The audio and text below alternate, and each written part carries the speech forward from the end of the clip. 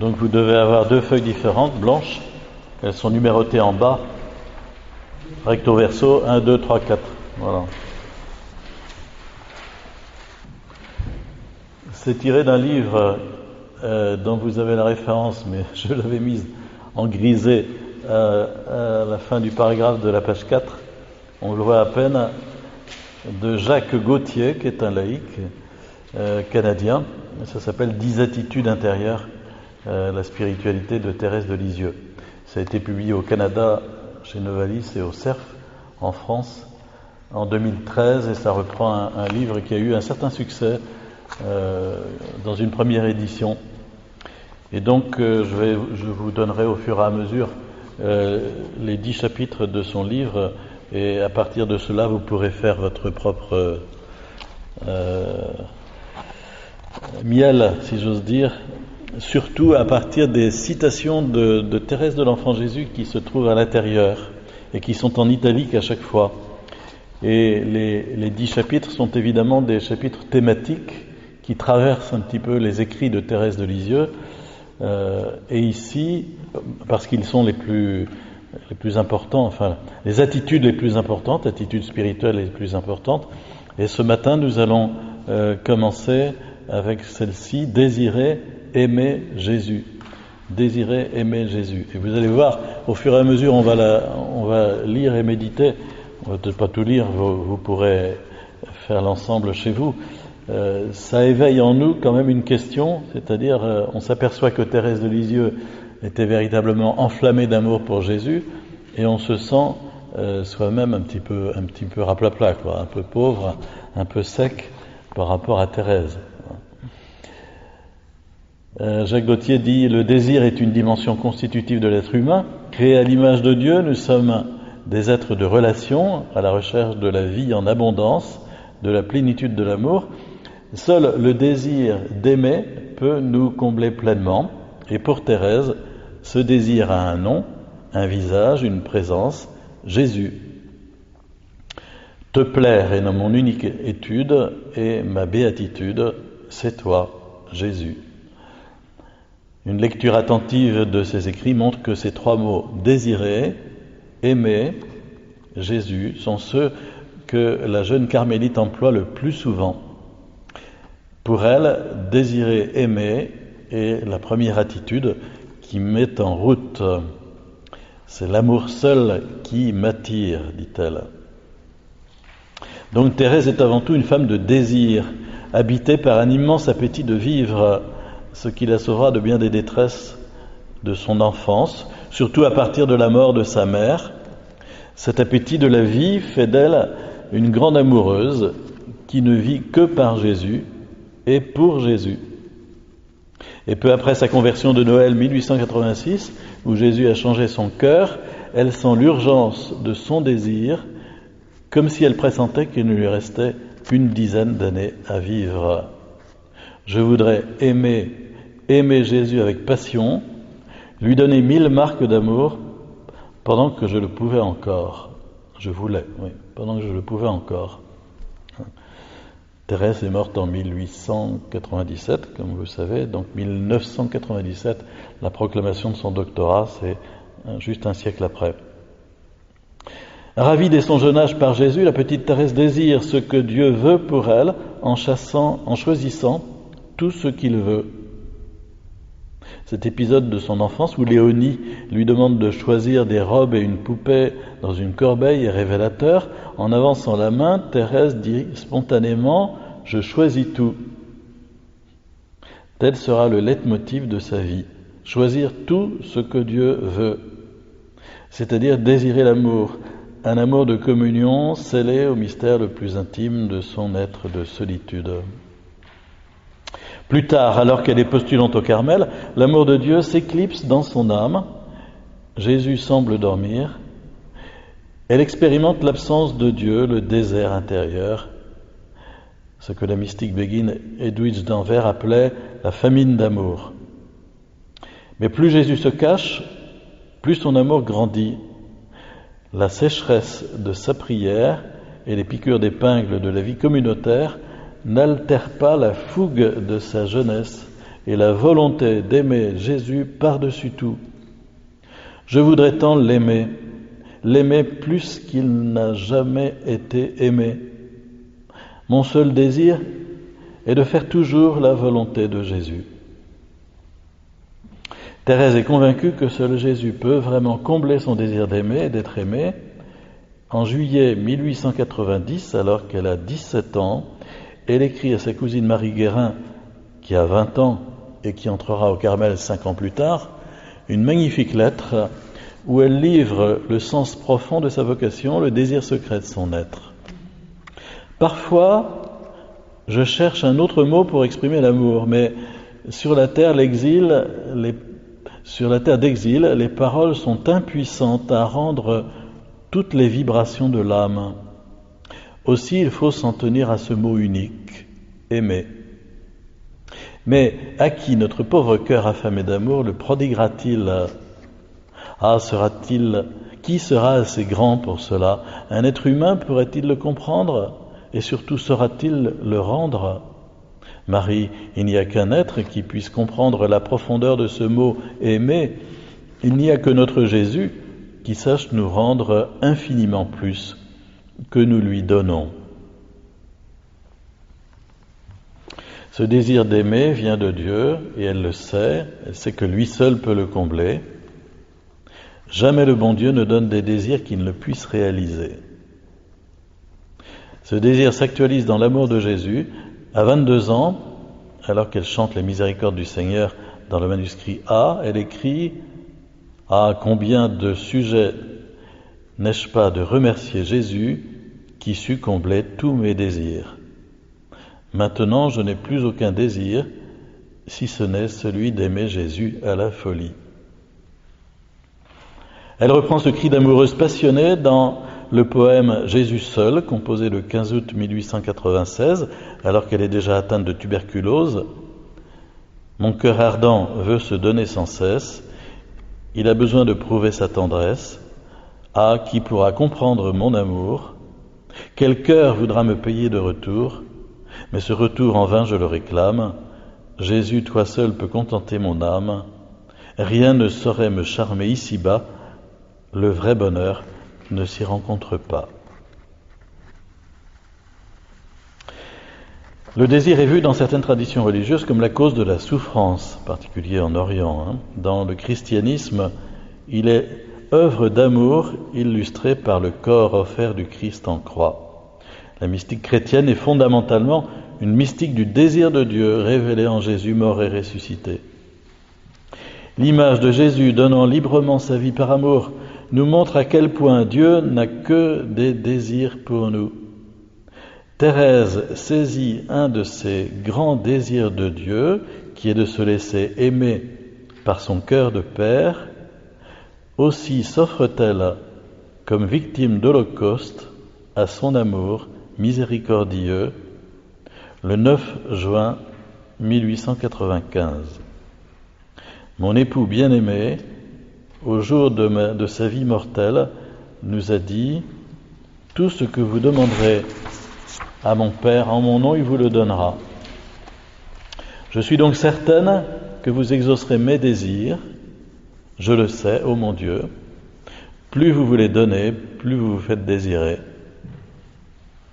Je sens en mon cœur des désirs immenses, et c'est avec confiance que je vous demande de venir prendre possession de mon âme. » Au lieu de désir immense, Thérèse avait écrit « désir infini ».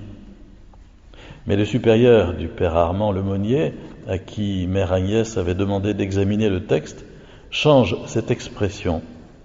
Pourtant, Thérèse avait bien raison. Elle avait déjà écrit en mai 1890 « Ah, Céline, nos désirs infinis ne sont donc ni des rêves ni des chimères, puisque Jésus nous a lui-même fait ce commandement. » Thérèse ouvre donc son désir humain à l'infini du désir divin. Elle ne réduit pas Dieu, elle s'élève jusqu'à lui. Il n'y a plus aucune mesure lorsque on ajuste nos désirs à l'amour infini de Dieu. La mesure d'aimer Dieu, c'est de l'aimer sans mesure, disait saint Bernard. C'est ainsi que les désirs de Thérèse semblent plus grands que l'univers. En septembre 1896, elle écrit « Je me sens la vocation de guerrier, de prêtre, d'apôtre, de docteur, de martyr. Ô Jésus, mon amour, ma vie, comment allier ces contrastes? Comment réaliser les désirs dans ma pauvre petite âme? Ah, malgré ma petitesse, je voudrais éclairer les âmes comme les prophètes, les docteurs, etc. » La réponse vient de saint Paul dans sa première lettre aux Corinthiens, chapitres 12 et 13. L'Église y est décrite comme un corps, chacun des membres ayant sa fonction, sa place, son importance. Comme Thérèse ne se reconnaît dans aucun membre de ce corps, elle en sera le cœur. Être le cœur de l'Église pour être l'amour qui fait vivre l'Église.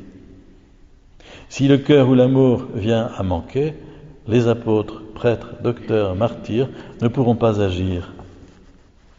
Et elle dit, je compris que l'amour renfermait toutes les vocations, que l'amour était tout, qu'il embrassait tous les temps et tous les lieux, en un mot, qu'il est éternel. Alors, dans l'excès de ma joie délirante, je me suis écrié, ô Jésus, mon amour, ma vocation, enfin je l'ai trouvée, ma vocation, c'est l'amour. Oui, j'ai trouvé ma place dans l'Église, et cette place, ô mon Dieu, c'est vous qui me l'avez donnée. Dans le cœur de l'Église, ma mère, je serai l'amour. Ainsi, je serai tout.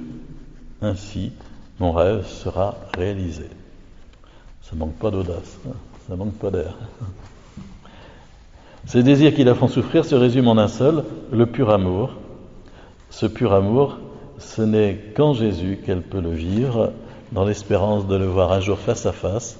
Jésus, Jésus, s'il est délicieux le désir de t'aimer, qu'est-ce donc de posséder, de jouir de l'amour? Que de chercheurs d'absolu cherchent aujourd'hui à jouir de cet amour divin. Donc l'attitude profonde que Thérèse nous enseigne, c'est de libérer notre désir profond. Le Dieu Père révélé par Jésus veut que nous rayonnions de son amour, comme la lumière aurorale traverse les vitraux d'une cathédrale. Il nous confie la révélation de son amour infini pour que nous le donnions au monde.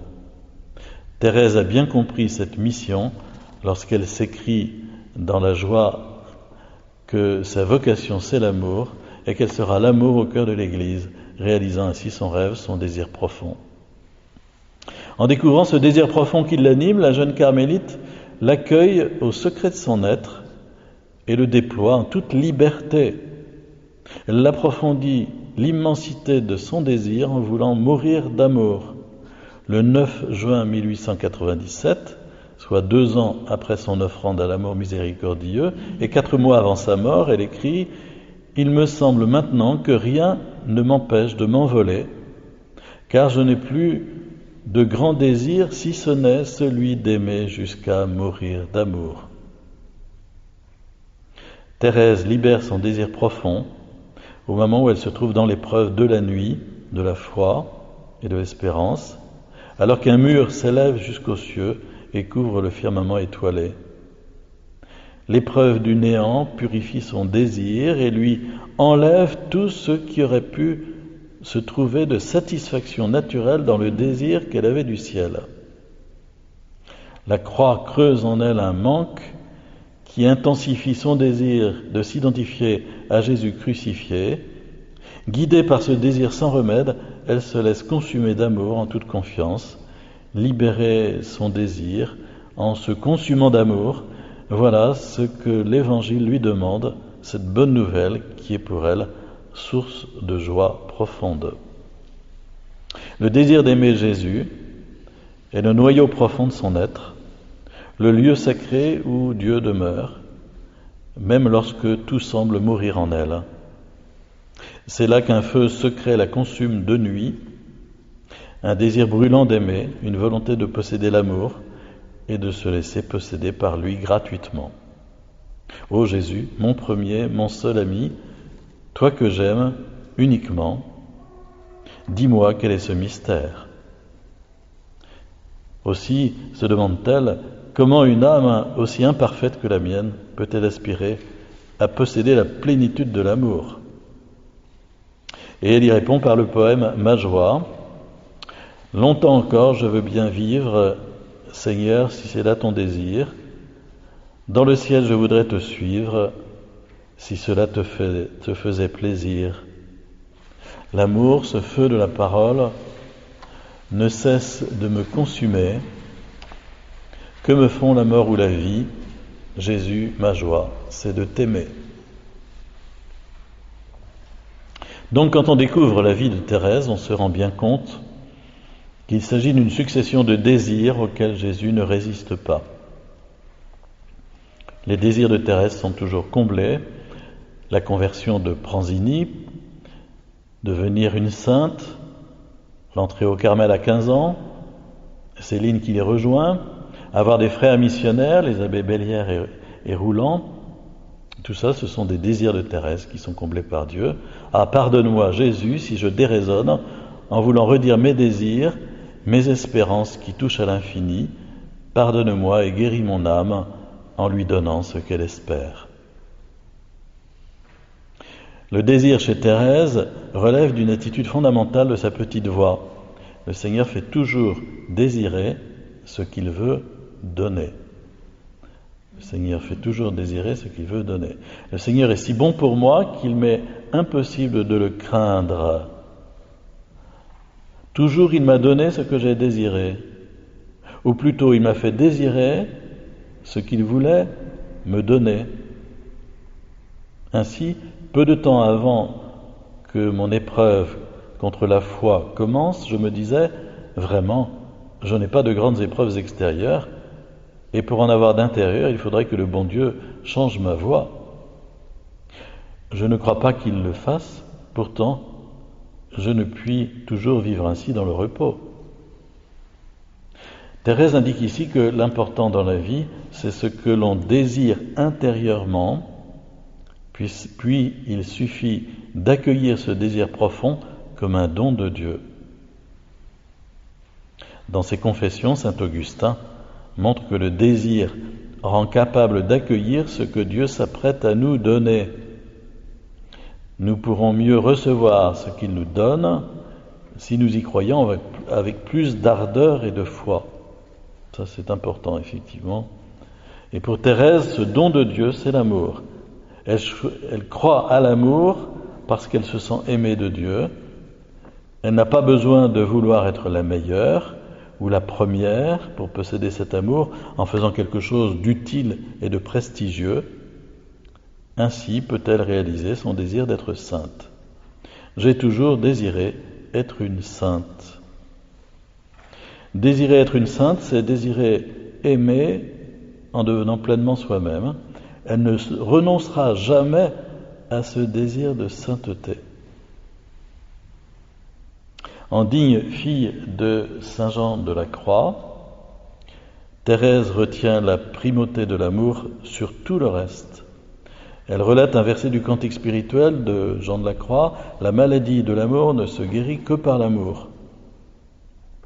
On retrouve chez ces deux saints les mêmes thèmes qui vont caractériser leur spiritualité, la grandeur de l'humilité, Dieu qui a soif d'être aimé, la vie d'oraison, la valeur purificatrice de la souffrance liée à l'amour, la charité fraternelle, l'importance de ne s'appuyer que sur Dieu, la volonté de n'être rien pour laisser la place au tout, le combat spirituel, la nuit de la foi, l'union transformante de l'âme en Dieu, la brûlure d'amour de l'Esprit Saint.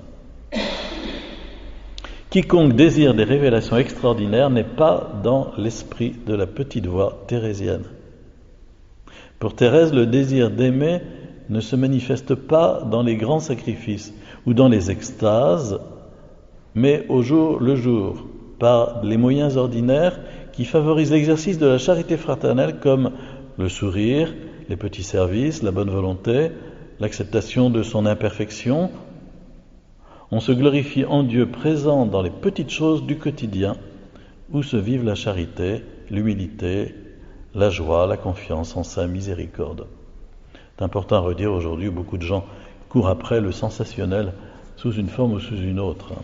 Les dernières révélations à la mode, les derniers phénomènes charismatiques extraordinaires et tout ce qu'on veut, c'est pas la voie thérésienne. Et enfin, désirer faire aimer Jésus après la mort, le ciel en tant que refuge n'a aucun attrait pour Thérèse s'il n'est pas le lieu du désir. C'est important ça, parce qu'on se représente quelquefois la vie dans l'au-delà comme une outre-tombe un peu plate. L'endroit où elle pourra le mieux exercer sa mission de faire aimer l'amour. Le 24 février 1897, elle écrit à l'abbé Bellière « Je désirerais au ciel la même chose que sur la terre, aimer Jésus et le faire aimer. » Cette lettre contient une étonnante demande de la Carmélite, un désir profond qui oriente sa mission posthume qu'elle pressent dans sa nuit, alors qu'elle a accepté avec amour l'épreuve contre la foi, commencée le 5 avril 1896, alors qu'elle sent qu'elle va mourir, elle demande à l'abbé Bellière de prier pour elle tous les jours, et surtout après sa mort, afin qu'elle puisse continuer à faire aimer Jésus, à passer son ciel à faire du bien sur la terre, selon l'expression rapportée par Mère Agnès. Voici cette belle prière trinitaire où Thérèse demande à l'abbé Bellière et à nous aussi de prier pour elle, prière missionnaire qui renferme tous ses désirs. Père miséricordieux, au nom de notre doux Jésus, de la Vierge Marie et des saints, je vous demande d'embraser ma sœur de votre esprit d'amour et de lui accorder la grâce de vous faire beaucoup aimer. Voilà, c'est simple, c'est pas en poulet. Le désir d'aimer se manifeste donc pour elle par le pouvoir de faire aimer l'amour après sa mort. Et beaucoup peuvent en témoigner, bien sûr. Ils ont été touchés par Thérèse. Tel est son désir qui embrasse l'éternité. Elle voulait sur terre travailler au salut des âmes. Elle le fera aussi au ciel, surtout qu'elle connaît, par son épreuve du néant, la détresse des âmes, ses frères qui n'ont pas la foi. Elle en avait déjà parlé au Père Rouland le 23 juin 1896. « Je serais vraiment heureuse de travailler avec vous au salut des âmes.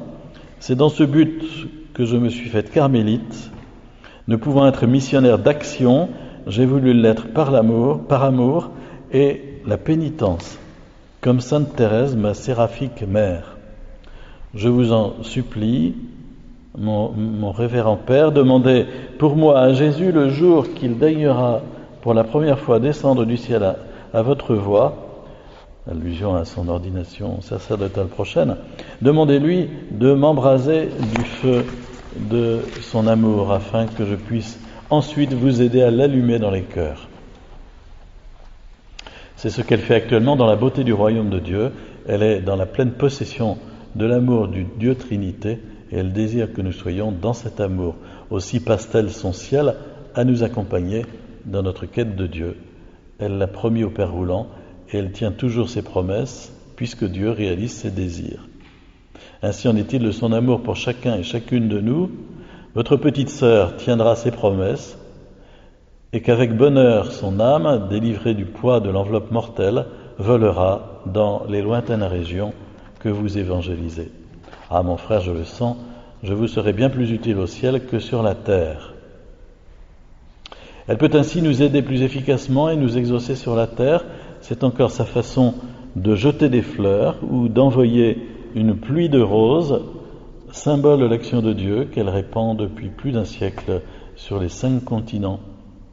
C'est toujours l'amour qui la guide, aimer et être aimé au ciel en ne s'éloignant pas de la terre. Vous n'aurez pas le temps de m'envoyer vos commissions pour le ciel, mais je les devine. Et puis vous n'aurez qu'à me les dire tout bas. Je vous entendrai et porterai fidèlement vos messages au Seigneur, à notre Mère Immaculée, aux anges, aux saints que vous aimez. Quel culot! Aujourd'hui, plus que jamais, bien des gens cherchent un sens à leur vie. Thérèse sait par expérience que le désir d'aimer est le seul qui comble vraiment. Pour elle, vivre c'est aimer en se laissant envahir par l'amour du Dieu Trinité.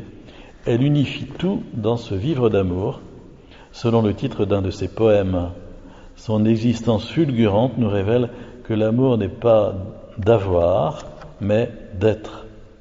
Qu'il ne s'agit pas d'entrer en compétition les uns contre les autres, mais d'accueillir le désir d'aimer. Nous nous plaçons ainsi dans l'ordre du désir profond qui fait vivre. Et à sa manière toute simple, Thérèse nous pose les questions essentielles. Quel est ton désir? Quelle est ta soif? Qu'est-ce qui te fait vivre? Qu'est-ce que tu voudrais être? Qui cherches-tu? Pour elle, la réponse a un nom, Jésus. Être avec vous, être en vous, voilà mon unique désir. Cette assurance que vous me donnez de sa réalisation me fait supporter l'exil en attendant le radieux jour du face-à-face éternel.